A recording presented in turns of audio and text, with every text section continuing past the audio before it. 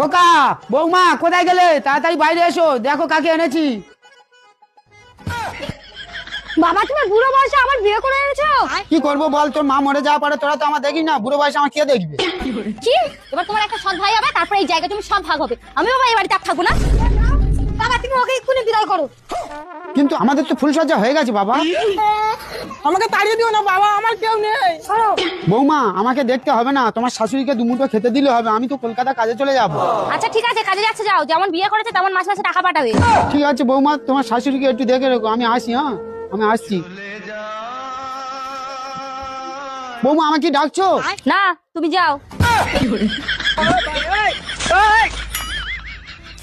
এসব সাজগোজ খুলে বাড়ির কাজ করো। চলে আসো। তুমি তো বিয়ে করে রেখে কাজে চলে গেলে, আর তোমার ছেলে বৌমা আমাকে দিয়ে বাড়ির সব কাজ করায়। আমি যে কি কষ্টে আছি, তুমি তাড়াতাড়ি বাড়ি চলে আসো। কি বলছো তুমি? হ্যাঁ গো, আমাকে দিয়ে সব কাজ করায়। ও আচ্ছা, দাঁড়াও আমি একটা ব্যবস্থা করছি। আচ্ছা ঠিক আছে। বৌদি এই চিঠিটা নিয়ে যান। কার নামে চিঠি? রচনার নামে। আমার শাশুড়ির দিন।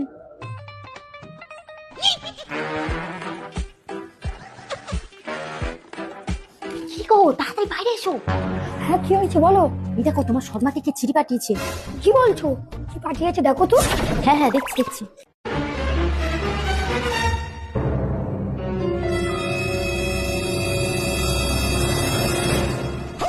কি হলো, তুমি এরকম চমকে বললে? এতে লেখা আছে 3 মাস পর তোমার সৎমা এলআইসি থেকে 10 লক্ষ টাকা পাবে। কি বলছো?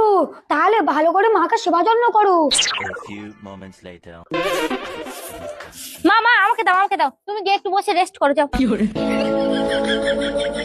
মা মা তুমি উঠে যাও, আমি থাকতে তুমি রান্না করবে কেন? তুমি গিয়ে রেস্ট করো, যাও।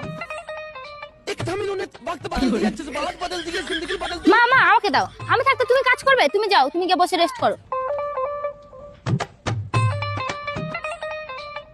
3 মাস তো হয়ে গেল, তোমার সৎমা তো এখনো টাকা পেলো না। এতদিন যে কষ্ট করলাম, তাহলে এবার কি হবে? চলো ঘাট ধরে বের করে দিই। হ্যাঁ চলো। সৎমা তোমার এই বাড়িতে থাকতে হবে না, কোনো কাজ করতে হবে না, তুমি এই বাড়ি থেকে বেরো। কেন বৌমা, আমি কি করলাম?